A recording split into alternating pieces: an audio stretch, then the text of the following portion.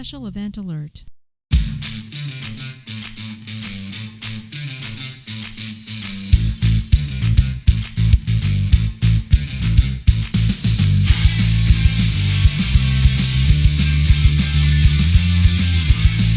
I was cutting my nose hair because it was out of red. That's why I was late for changeover. Which is excuse number 231 for being late for changeover, your weekly space news and variety show. I'm your host, Marty Smith, and I'm joined by Mr. History, Eric Perrott. See how clean that looks? That's clean. That's nice. That's clean, nice. right? That's I got a machine. Regulation. Yeah, buddy, that cleans it all up out of there. Yeah, no kidding. No waivers or nothing. Doesn't pull or anything. No. Trims it, cuts it down. It's closer than the face, man. Closer than the face. And our man in the closet, Jake Wall. Yeah, man. Good to see you guys. What's up, Jake? We're here to bring you the latest headlines and updates pertinent to all Guardians and to those other branches as well. So take your seats, get informed, and have a laugh because... From the Rockies to the Space Coast, Late for Changeover is here with the guys to shake the skies.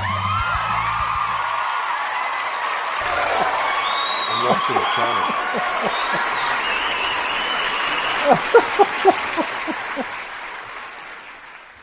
Jake, your expression is priceless. 18 seconds.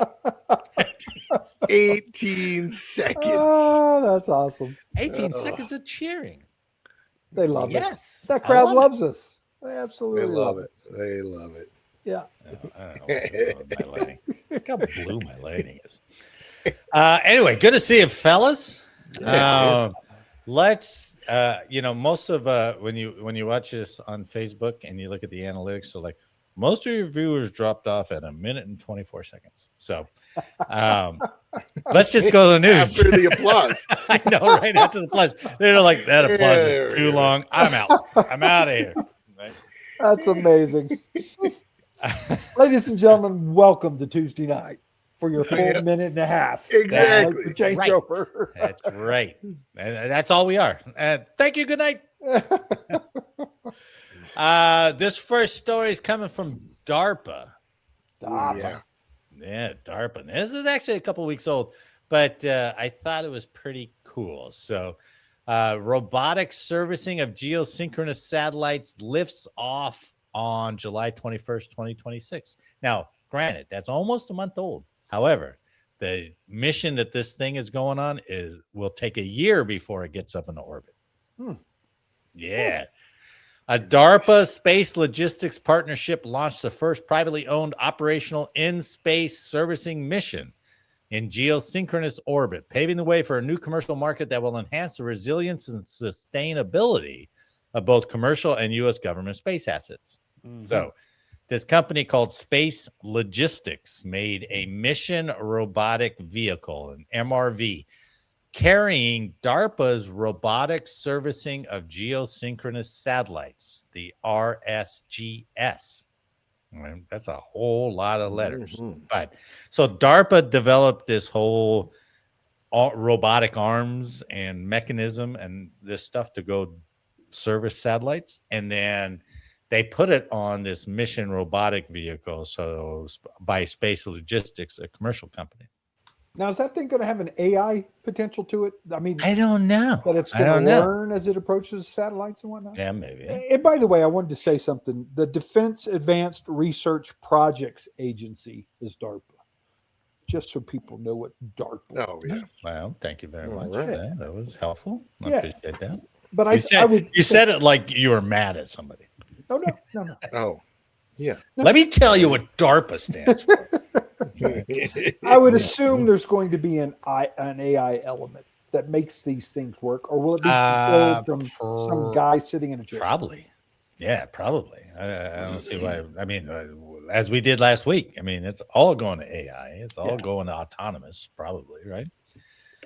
The technical challenge of servicing satellites lacking custom servicing interfaces has prevented anomaly resolution upgrades or repairs for malfunctioning satellites. This MRV has dual robotic manipulator arms. Ooh, that's cool. That's a cool name. Built with 7 high-strength, high-performance joints and a specialized tool drive, each arm can accommodate multiple interchangeable satellite servicing tools. Yeah.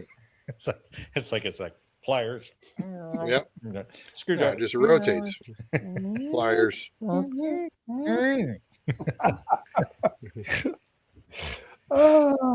MRV will also use the arms to install mission extension pods, i.e. propulsion jetpacks, to extend the operational life of existing geosatellites by 6 or more years. Nice. Yeah, that's wild. It also has interchangeable tools and cameras. A suite of modular tools, sensors, and advanced lighting is designed for delicate mechanical interventions. Can you imagine being the operator on that? And Yeah. you're just like this view, right? And he's like, zoom in. Yeah. All right, let's repair this. That's why, to me, it makes more sense to have an AI element to it, because Yeah, those that just like connection. just because in like in surgery where they're freaking using those robotic arms and needles, Yeah, right. I would think that would be more.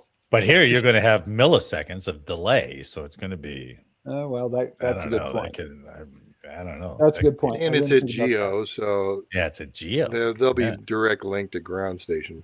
Advanced avionics and flight software. Autonomous controls running flight safe software will execute close proximity operations safely. So,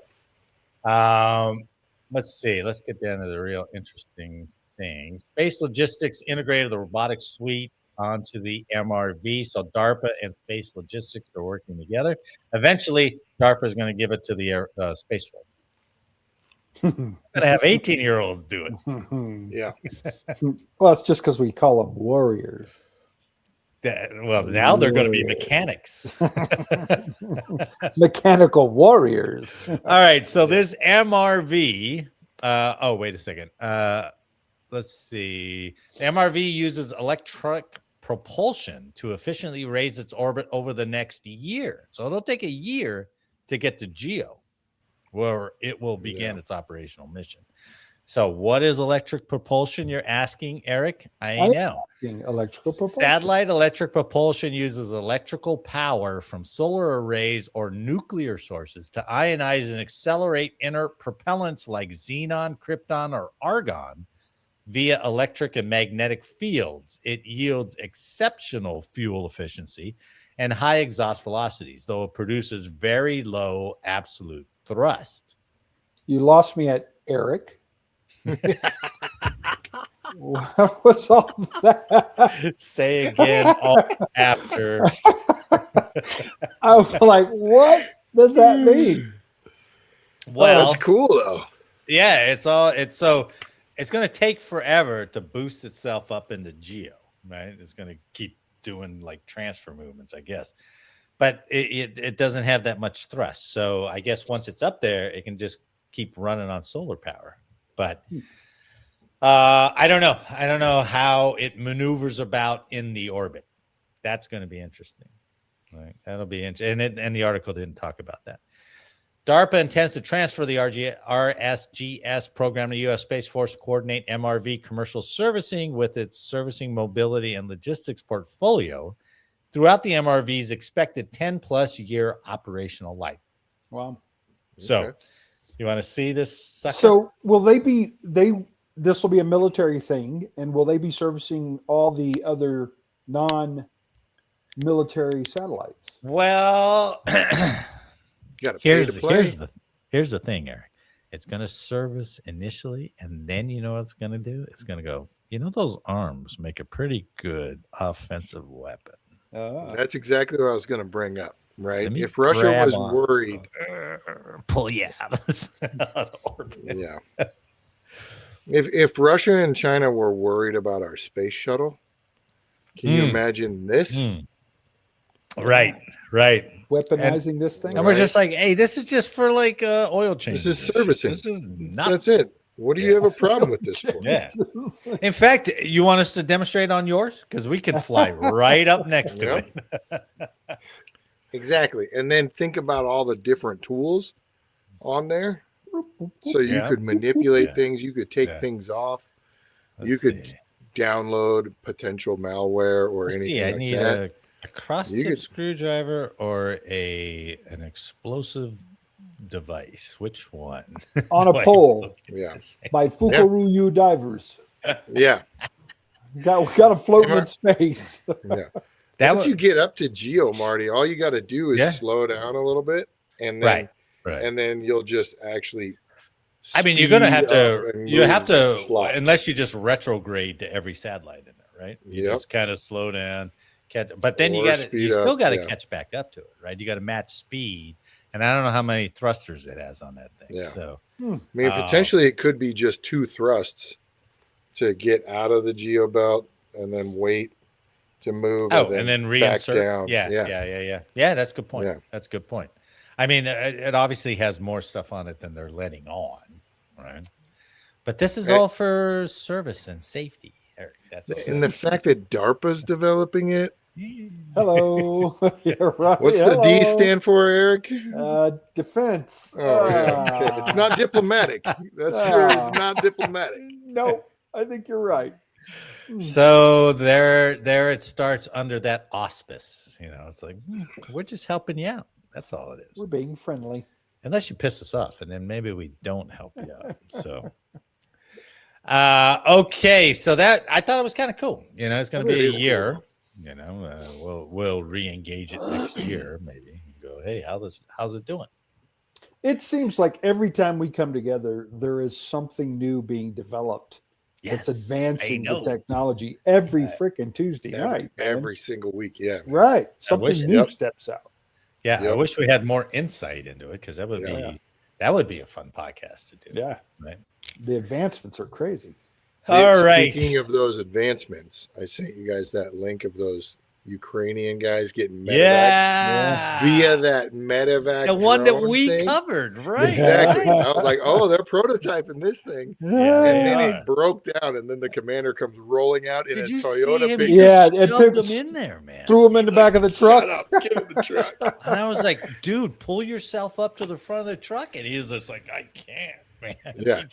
He's out there just manhandling dudes and throwing them in the back of the truck and slamming the tailgate and then driving off. Well, he's like pissed off because you're hurt. Get in the truck. I told you not to get hurt.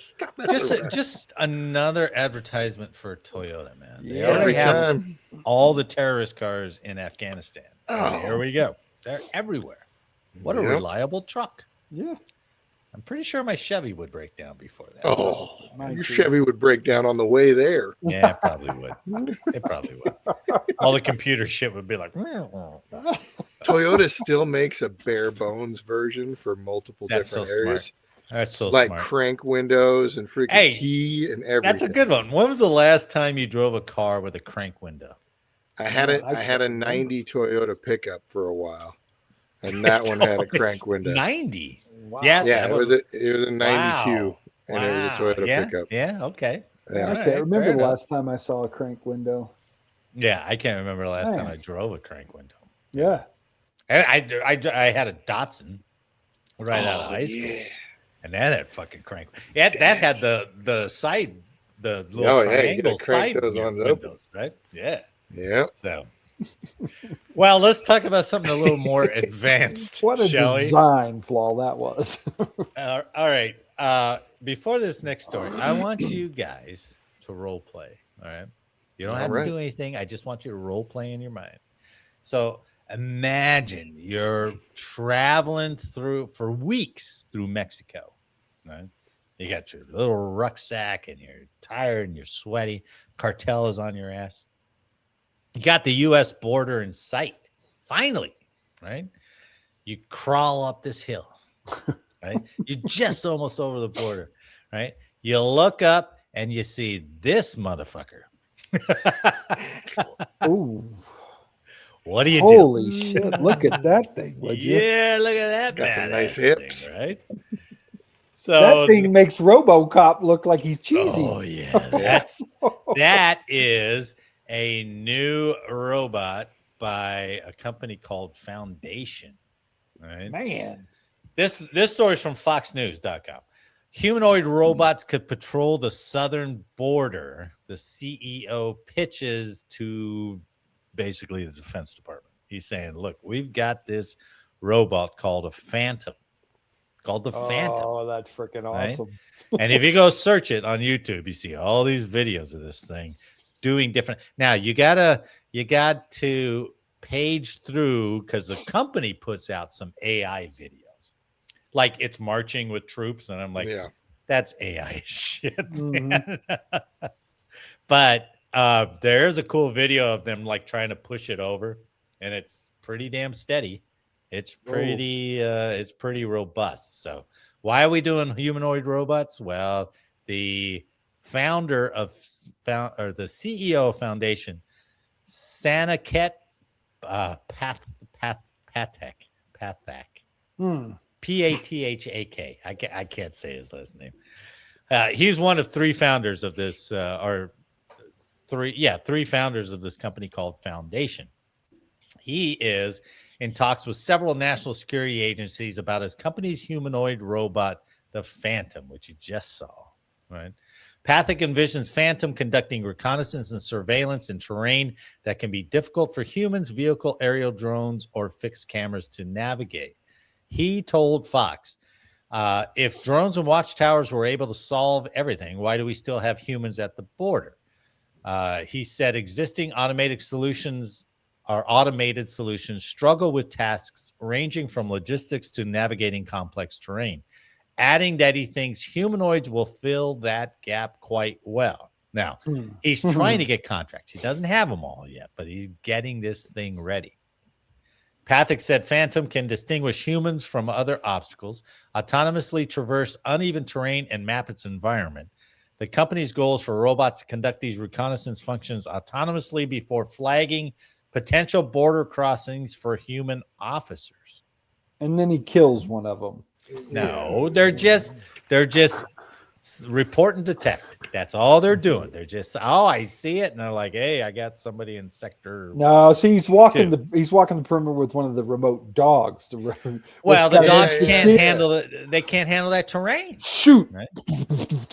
Yeah. The gun comes out of the dog. Exactly. Ooh. Pathak also pointed to tunnels along the border as another potential application for this technology, saying Foundation would explore underground operations as part of its use cases. Wow. He says our biggest thing is if we can keep our officers in a safe place, and these robots can continue to surveil 24/7. He said robots could flag significant activity and allow human officers to respond when intervention is necessary. Not the robot, the human officers. He just got done saying it was difficult for humans to get to those areas. Is Foundation working for DARPA? And he just got done saying automated equipment doesn't work right. So let's put more automated equipment out there. True. Now, what's the one thing you think that's the biggest obstacle right now to these robots? Money. No, they're bathing in money, right? They're bathing in money. Weather. So they got to make a weather resistant one. That's what the principal limitation right now of the current Phantom. But can you imagine those joints, the movement of those joints in sand? Or dirt after 2 hours in dirt. It's just grinding it to nothing, right? Yeah. Like you could have employed 4 humans for 10 years for the cost of one of those things. Yeah, we're just going to put booties on him, Jake. He's going to wear booties. Sam doesn't get into He's going to have like the old school shock absorber cufflinks, like the rubberized stuff on every joint. No sand will get in there. It's all black rubber thing. Exactly. The gasket. Does he have to be waterproof too, I suppose? Well, he's going to stand out there in the rain. Fry the motherboard. It's cold too. I mean, not that it rains that much on that border down there in Southern California, but Pathak said, but a second generation model expected in the coming months is designed to be waterproof, dustproof, and substantially more rugged for outdoor deployment. That thing is going to get kidnapped and then recycled. Oh, don't play it off.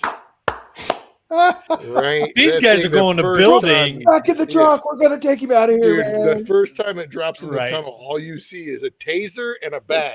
Oh, And they're like, you know how much gold and freaking Oh yeah, we can xenon take was the in that copper thing? out of this guy. these guys are stripping buildings for copper Yeah. overnight.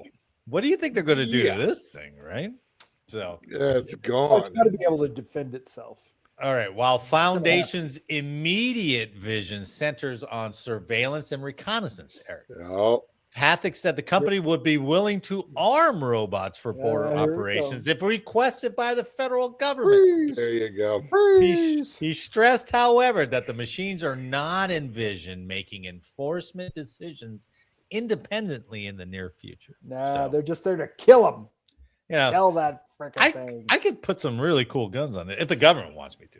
I don't want to, but if they want it, right? Someone's going to weaponize it. Now think about There's this. somebody's fellas. weapon. Before the three of us die, let's say I've got Ooh, probably that's a 20 good one. years. Yeah, that's a I'm good one. Eric. 83. Jake's probably got 35 years Well, he's left. got- I got the same amount as you. No, Harder life. More whatever. More You back Whatever. road miles. And Marty's You- probably just under me. Will we see autonomous robots walking the streets around us That's doing a good one, man. separate That's meetings a good one, Eric. I'd before we have to die? think about that for a second. Oh yeah, easy. In 20 years? Oh yeah.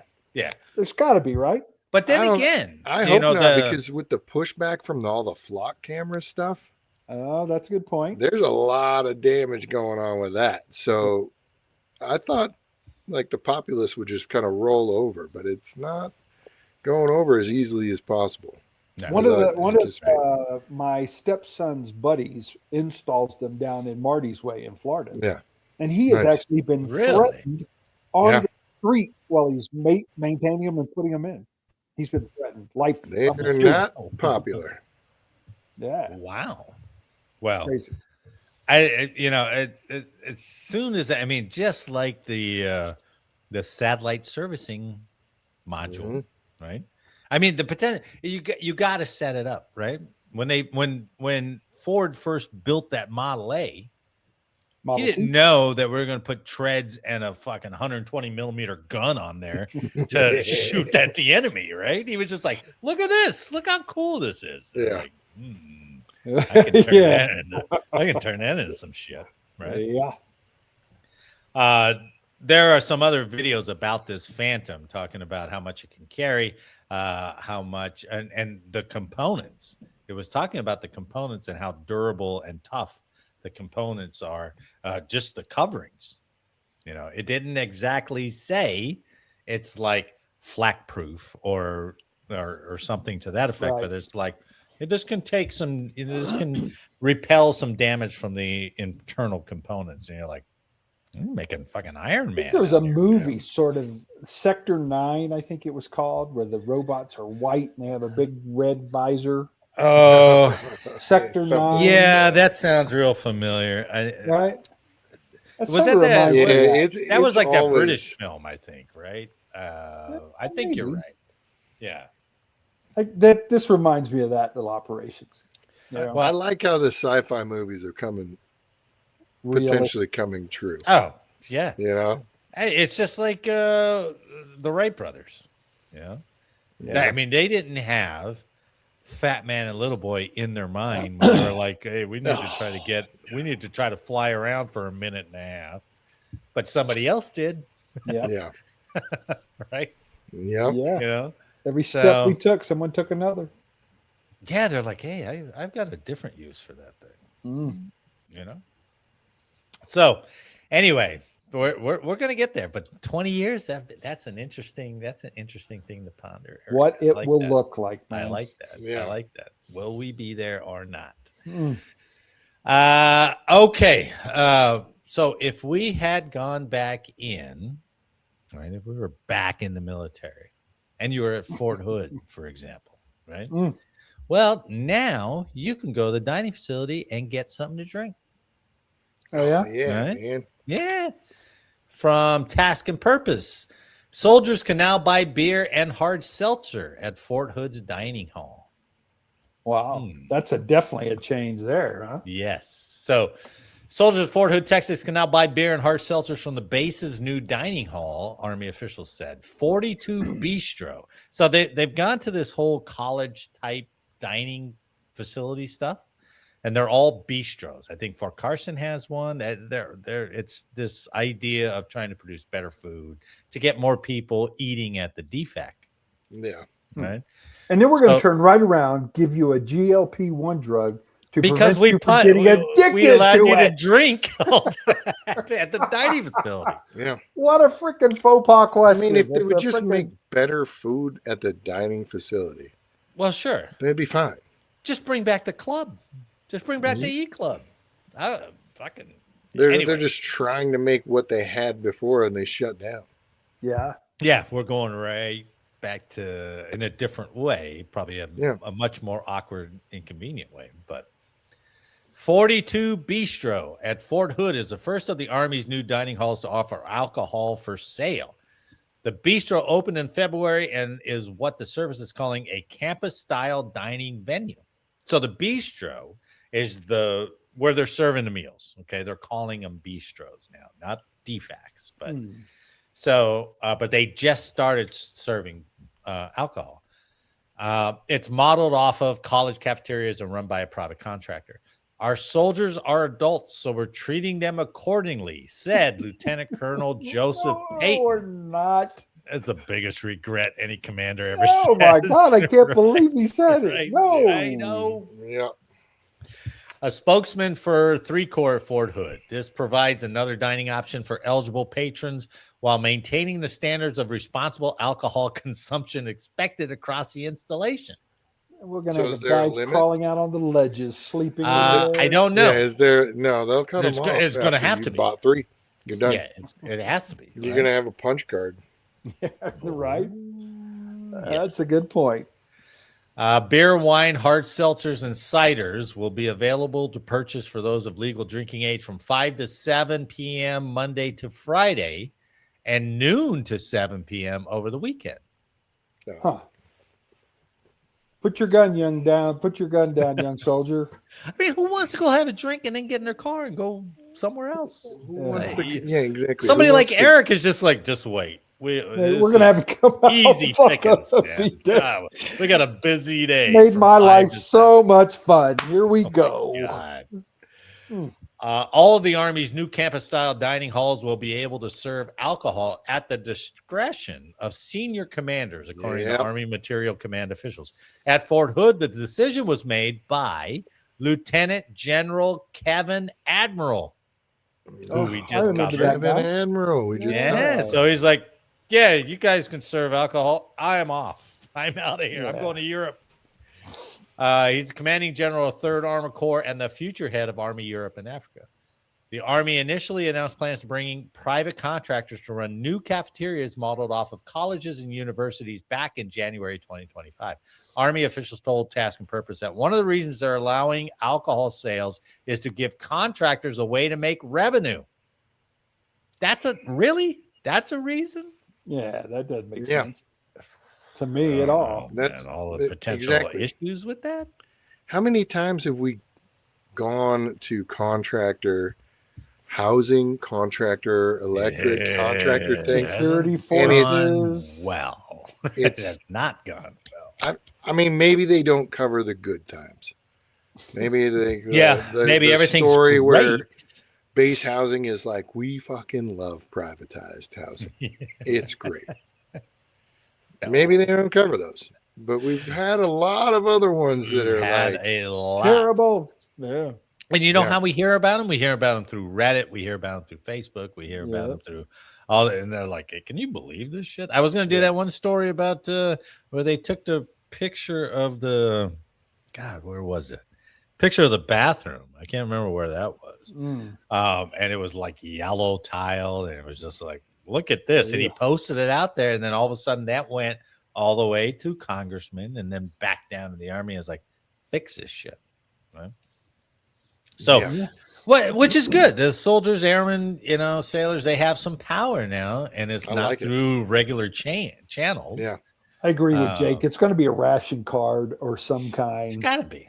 It's got to before be, you right? And decide why Oh, do we? buy it. You want to You're see trying to get more people to eat at the chow hall, right. but then the excuse you just gave was more money to contractors. Contractors, they need to make That money. makes no sense. The No. chow hall Right. is a non-profit. Do you want to see the official place where they're selling alcohol? Oh Yeah. boy. Look at that sucker. Pepsi Cool? It looks like you're at a bar. wedding reception or something. Exactly. Cash bar, bitches.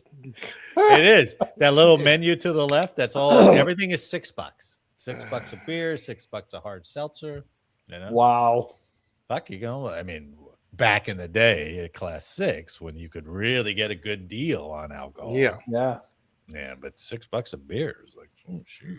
The Class 6 was the only place on base where it actually made money, man. Are you kidding me? $6 a beer at the chow The hall. dial. Hey, At the just gotta- bistro.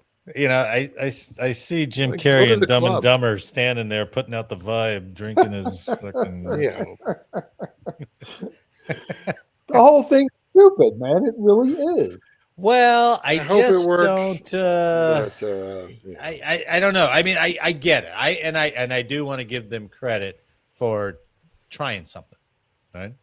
But if there's one, I mean, there's kind of a dictum, right? There's kind of a something you can rely on through every generation of military is that we are going to abuse alcohol. You know it. We are going to abuse alcohol. Right? Yep.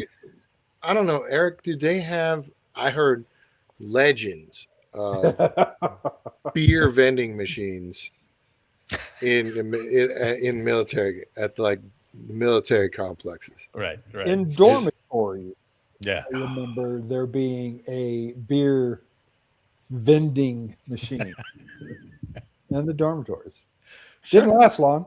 No, but they But tried it was it. there. They And it's tried just like, why? You know what's going Just to do that. You know what's going to do. So anyway, but yeah, I don't want to squash the creativity of it, right? But But you can't do one thing and then say the other. You're Exactly. I know. Right, it's fighting each other. If you're trying to get people to eat at a dining facility, why say it's so contractors can earn more money? Has nothing Well, to do with it's the masses. we're going to throw beer out there. I mean, but get this. You're going to go to the defect with every rank there, right? Mm-hmm. And you're going to order up, hey, give me a couple hard seltzers, man. I'm going to sit here with my bistro food. And I'm probably going to get a little buzz on, and I really don't like that fucking XO over there. So I might say something, you know? Marty, remember, no, you weren't there. Vandenberg. And now here we go. General Whiting, before he was a general, was in charge of Vandenberg for a while. And so there was a argument between him and the cops. I think, Eric, I've told you about this, where the cops were like, fine, we'll obey every single rule. Oh, you told me this story too. Yeah. Right? Yeah. Right. So nobody, and he already messed with the club. So people were like, okay, we're not going to the club. We're not going on base. Everybody was going off base at Vandenberg to drink, which is a long ways away from any place. Like, base is isolated. Right. So people were getting DUIs coming on base. His fix action for this, not don't be a dick and bring back accessibility at the club. His fix action was to implement an Alcon level. Oh, so no. After a certain level of DUIs, the Alcon level would jump and they would quit sales at the Class 6 and at the bowling alley. Just to slow it all down. Yeah, exactly. But it was off base drinking, dude. And people were going off base because you were restricting the access on base. Yeah. You caused the problem. Zero sense. You caused the problem. Exactly. But that's the Your military. actions led to this, and then I'm going to make more reactions to it. Yeah, it's a knee-jerk fix action, always. The first decision is always a knee-jerk fix action. Yeah. Right? I feel like there's no common sense anymore, man. It just, dude. We three doofuses can sit here and talk about the frickin' outcome of this and really see what it's for. And I can't believe other smart people smarter than me can't see it. Yeah, and Well- nobody in the meeting had the balls to say, "Hey, sir, maybe it's because they can't drink and hang out on base and feel comfortable." Yeah. They used to do that at the enlisted club. They used to do Yeah. that at the bowling alley. Right? Guys would walk back to their dorm and not get a Exactly. DUI. Right. And not we would park our cars off the gate and walk through the Walk the gate gate. and walk to your door. Pick the car up tomorrow morning Walk when you're to your sober. And Yes. nobody would F with you. Just No. like, he's drunk. I'm glad he's walking. Yeah, and be like, "You good, man? Okay, all right." Yeah, I'll get there. Don't worry. Yep. But now they'll pick you up for just walking drunk. I was like, Yep. you can't win, dude. You can't win. So anyway, but well, you can go to Fort Hood, Texas, and buy beer. So we'll see. That's how cool. We'll All see how right. it works. We'll see how it works out. Yeah. Not Hopefully, we don't do another story. It's like, oh, they're rescinding this. I really hope there is another story, a follow up on it. How did it Yeah. work, boys? How much money did you waste doing this idea? Well, the contractor's like, how much money are we making off of this? Hell yeah, dude. We made some And how good much money. But damage occurred from But- it, man. look at this. Who's going to be there? Who's going to man Dude, that place? Who's selling the beer? Right? another contractor? contractor. A contractor going to sell it? Marty, you were looking for a new Hey, job. you got 5 to 7. You're 5 from 5 to 7. You're standing out there with a bunch of these knuckleheads. We'll give you 6 hours and spread an hour in between each two. Oh, That is man. 100% a wedding reception bar though. I know. Or a Christmas party bar.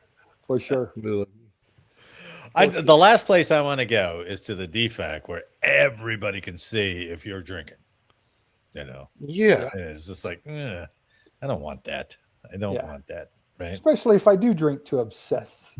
And then Eric's just out on the outside and run into him. It's like, hey, I saw you drinking 3 of those seltzers in there. It's like, no, you And didn't. you're already behind the car. Step out. Yep. Step out. Yep. Come talk to me. God damn it, Eric. Fucking Officer Perot's a prick. You're Every time. done. All right, let's try something fun. We haven't debated things or we haven't tried to convince each other of things in a while. I think we were just doing something fun. Well, we That were was just, fun. well, I mean Drinking beer. a segment that is intended to be fun. Aha. Yeah. A Inadvertent. So we're going to Intentional. start with the Vietnam War, and we're going to decide which movie was the best for that time frame. So we're going to go through Vietnam, the Cold War, the Gulf War, and GWAT, Iraq and Afghanistan. Oh. Which is funny. That's All right. produced the most movies that I've seen. Wow. So Yeah, GWAT's got a lot of them. GWAT's got a ton, right? All right. I don't have any criteria for this, so use your best judgment, but convince me that what you want, or we convince each other that this is the best movie of the Vietnam War. All right. Cool. So these are the ones I pulled them from IMDb, but IMDb had some other foreign ones in there, so I just pulled them because I liked them. So we'll see. That's the initial criteria. That's it. So, all right, for the Vietnam War, we have Apocalypse Now, Full Metal Jacket, Platoon, The Deer Hunter, Good Morning Vietnam, and We Were Soldiers. Which do you think was the best of those movies for the Vietnam War?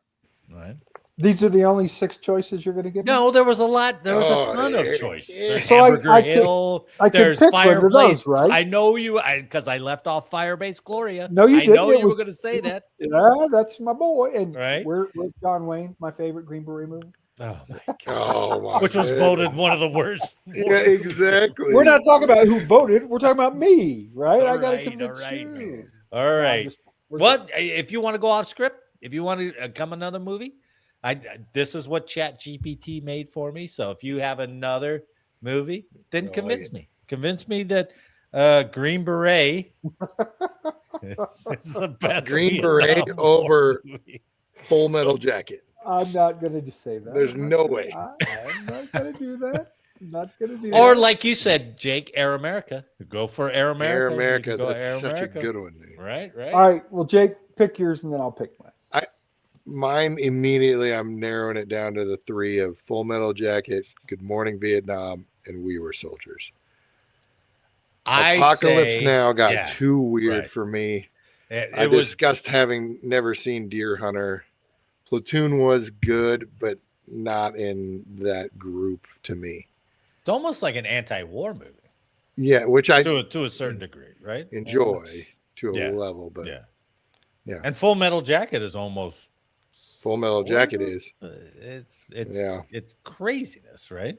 Yeah. And I did wear my Good Morning Vietnam shirt. Yeah, look at that. You do look just for you. Well, and Vietnam, Good Morning Vietnam was based on a true radio host. Yeah.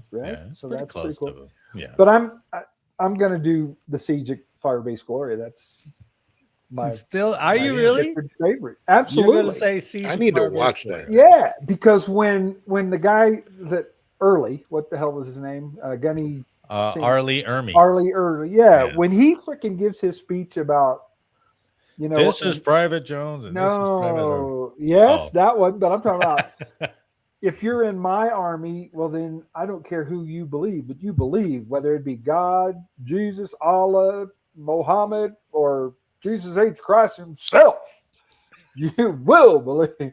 So I thought that movie was really good. I liked it. It showed the softness part where they were, saving the kid from the burning village. Yeah, it showed the crazy lieutenant or whoever's in charge of the fire. He was lost. And then the brutality of the Vietnam cutting guys' heads off, the brutality. Yeah. So I really, because it showcased all of it, I thought really good. Wow. Okay. I'll give it. I'll watch it. I don't know. Maybe we should watch it on the channel. Maybe we should edit it up and watch it on the channel. I thought it was a really good movie. Some will think it's cheesy, of course, because it's definitely looking older. Back at it. It's older. It's an older movie. Right. So I have to say, Apocalypse Now, you're right. It got weird. I mean, after the bridge, it just got really weird. But I saw it so young. It was just like, whoa, this is what Vietnam was like. But that had Charlie Don't Surf in it, right? Yeah, it did. It had the best helicopter attack scene ever. And the music. Deer Hunter, I only remember really the Russian roulette one.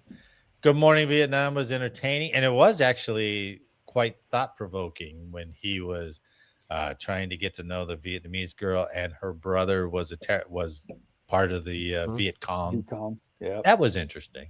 Yeah.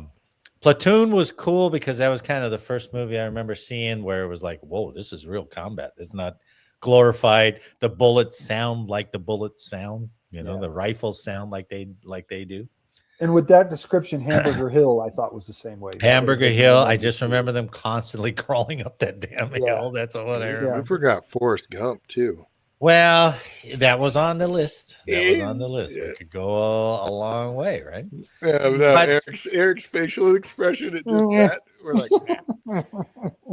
But for me, I think We Were Soldiers because it covered, the first Cav, but it was pretty interesting. The way the battle looked, the way At Home went on. That's often ignored. Yeah, I read his book, so for me, it's We Were Soldiers. I like the true story of We Were Soldiers. I didn't think Mel Gibson did a particularly very good job portraying the Colonel. Huh. Okay. I didn't like his portrayal. So that's a no-go for me. For me, it's Hamburger Hill because of the. Wait, you said Firebase Gloria before. That was my first one. We already talked about it. I'm giving you my second one because of the propensity to continue to do something that didn't work. All right, we take the hill. We give it back. Yeah. Got to take it again. We got to go get it again. That's not bad. That's not bad. Yeah. But I was listening to right? I'm listening to another audiobook, and he was talking about taking bases in the Pacific and how the island hopping thing. Yeah. And some of the officers are like, why are we still doing the exact same thing? Why are you obsessed with the airstrip? If we get the airstrip, we cannot hold it because they still have high ground over here. Yeah. Oh, good point. It's stuff like that. So it still continues through every conflict. Every single conflict Yeah. you're looking at, and you're like, guys, this did not work the first 3 times. And I understand we're wearing them down, but right. We got to try something else, man. All right. Weaver Soldiers for me. Hamburger Hill for Eric. What do you got, Jake? I think as far as just iconic lines and the 2 separate halves of this movie, Full Metal Jacket has got to be. Yeah. That the basic training and that whole thing, and then going into the war, and that second half was it's it didn't even feel like it was scripted. It was just kind of real, Yeah. So I give you that. Yeah. All right. Full Metal Jacket. What was your number 1, Eric? Did you have a number 1? Siege of Firebase Glory. Oh, okay. Oh, I thought Hamburger Hill was your number 1. No, I said 2. Siege. We had already talked about. That was my number 1. All right. And Hamburger Hill was 2. Take notes, Marty. All right. Moving on. Cold War movies.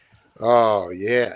So I have listed The Hunt for Red October, Red Dawn, Top Gun, of course, Firefox. That was so good. Rocky 4. If I could change, then you could change. We can all change. Yeah. You're going with a Cold War movie? Is that? Damn. And it's Spies Like Us, baby. Oh, my God. Oh, man. That for me, this is easy.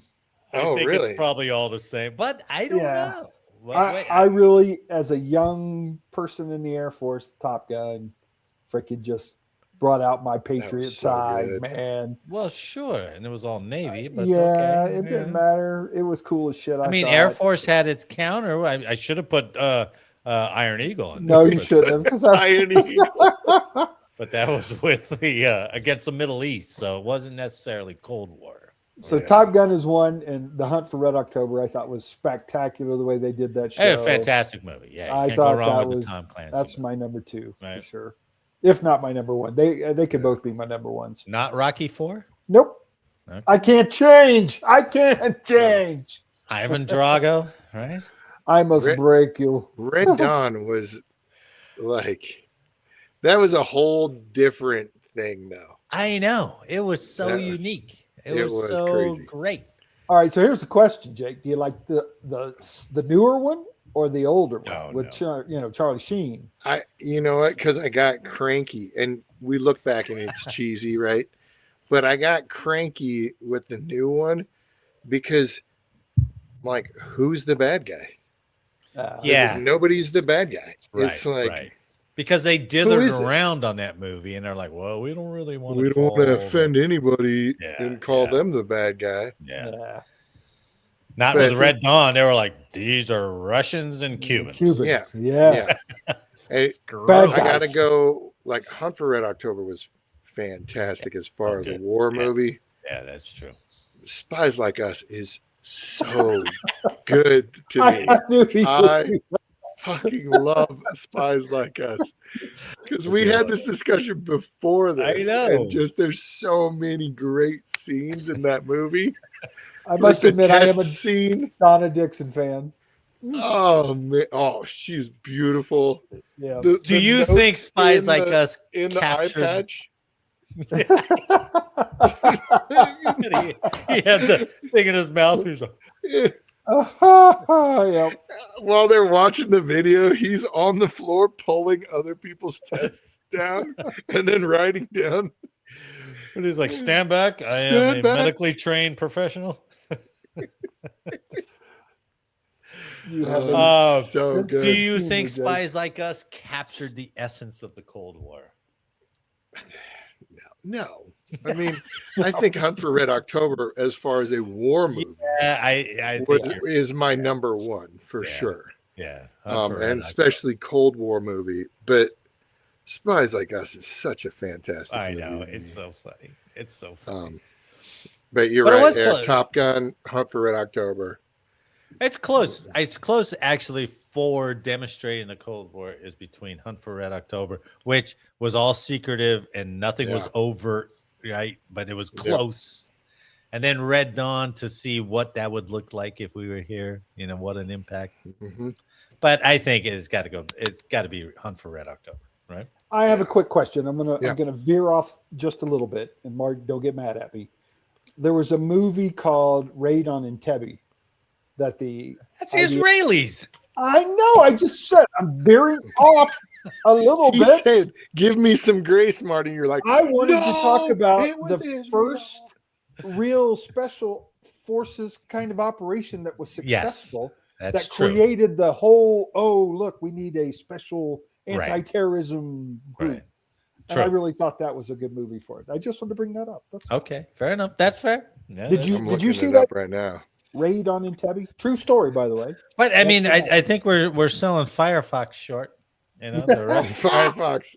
I do distinctly remember watching that movie, and I really liked the SR-71. I know. You're right. Oh man! But you had to think in Russian, or else it wouldn't do. Yeah. Da. Who's got Charles Bronson on that? I know, it's crazy. And Gregory Pegg On which stars. Raid on Entebbe. Is that it? That doesn't sound right. Oh, okay. Like Peter Finch. I think Charles it's Raid Bronson. on Entebbe, though. It is. It's Raid on Entebbe, Yeah, but it wasn't those actors. It was IDF forces, Israelis protecting the Jews from being hostile. So we're going with Hunt for Red October or not? I got to. I think that's easy, right? Yeah. Oh, Idi Amin.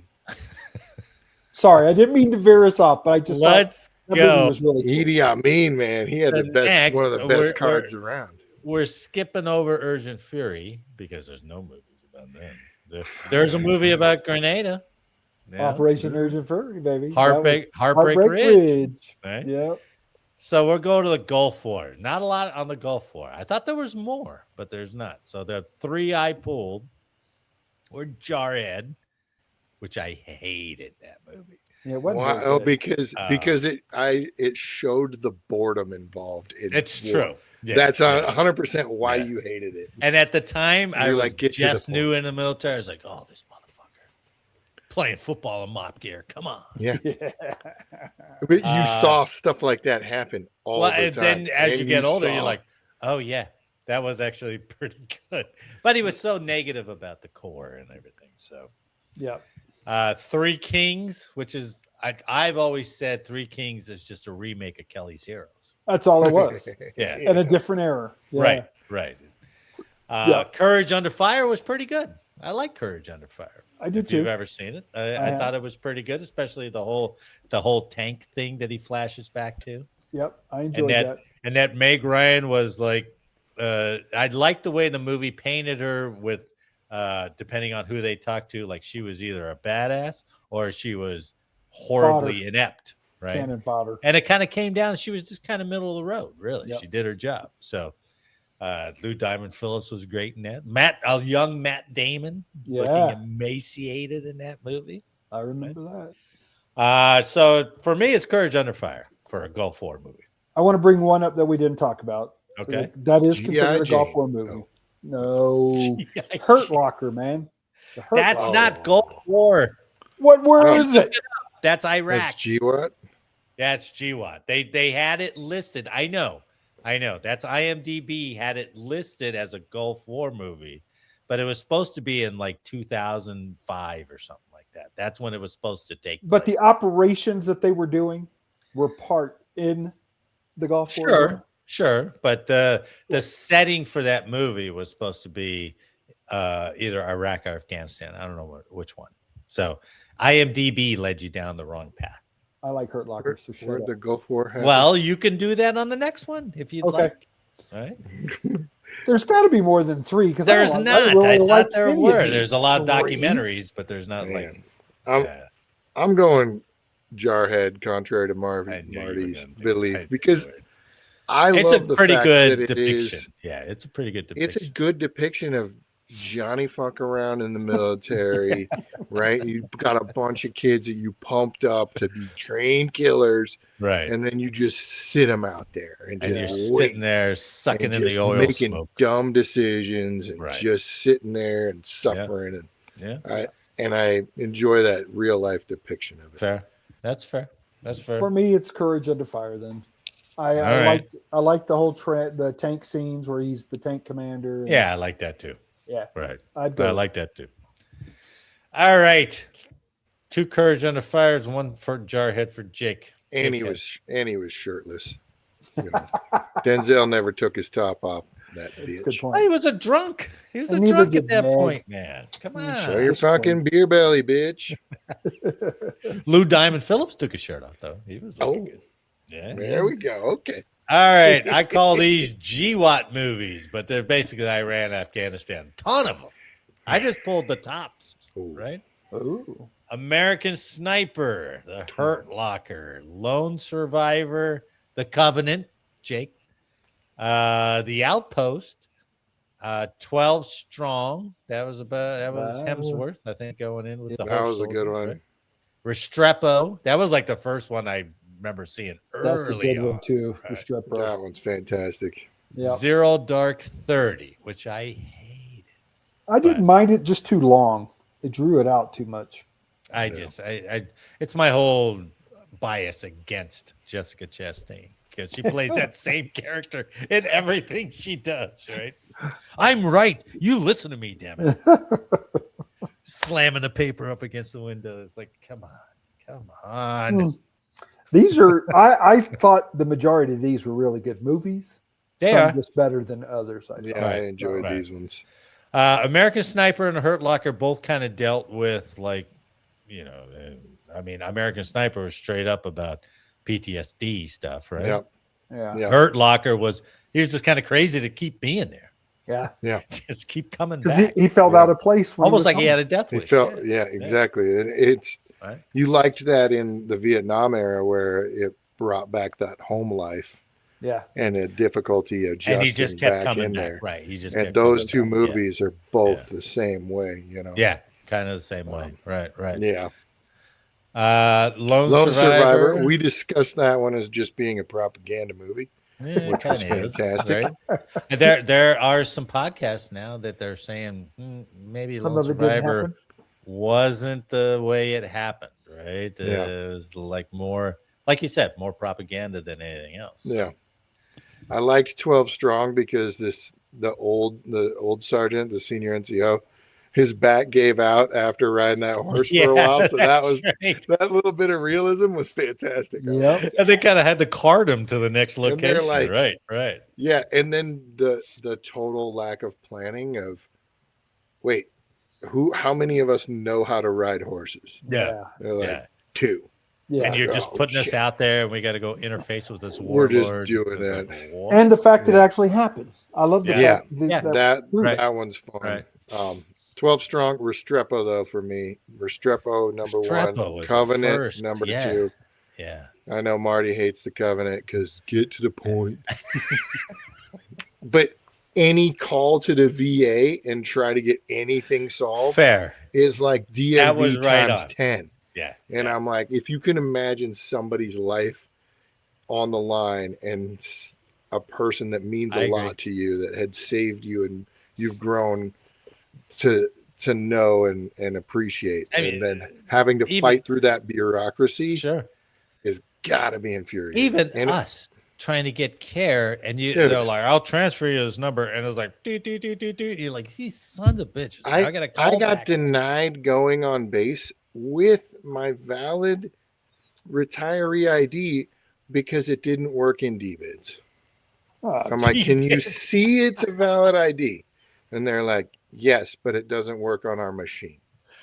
Oh my god! I'm are you literally, I kidding was me? on my, I've That- done that's 4 not- trips to base to It's try really to not that get big of a an surprise, ID they gave to me working. Yeah. That's So, just crazy. Fair and enough. and that's Fair not someone that I love or care about. Right. you know? Right. I'm going to agree with Restrepo as my number 1. I really thought that was a Yeah. freaking great depiction. It of what was. goes It was on. so revealing. Right. It Yep. was so revealing. Right? And then the Hurt Locker would be my number 2. I thought Oh. so dramatic. For me, it's the Outpost. Hands Yeah. down, it's the Outpost, Huh. man. I love that movie. I love that movie. They took a little liberties of combining multiple commanders, right? There wasn't just one right after the other.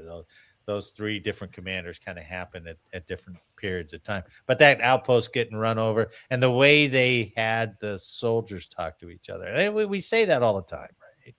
First one was like Black Hawk Down, soldiers talk to each other this way. And you're like, yeah, we do talk to each other this way. Yeah. But the outpost was, I thought it was more, it was kind of one of the more realistic ones.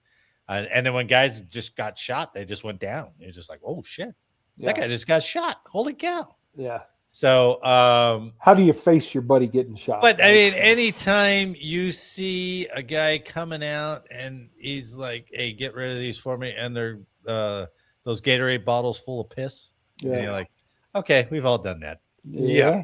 We've all done that. Yep. That's for You're sure. like, So. That's a fact. But Restrepo's definitely close second, but I do love the outpost. So Now we're all 2 pretty close Restrepos there. and an outpost. Yeah, very good. yeah. All right. I mean, that's Outpost is similar to Restrepo in Kind of. significance. Yeah, It it's is. it's more Yeah. it's a scripted Restrepo. Yeah. If you Yeah. will. Yeah. Yeah. But- that's cool. But all these movies illustrate why I'm so thankful I joined the cheer force. Right on, brother. Right? Those Right guys on. are awesome. They're hardcore. But damn it, any one of those Oh. situations, I'm like, whew. Yeah. Yeah. That's off, man. No Yeah. doubt about it.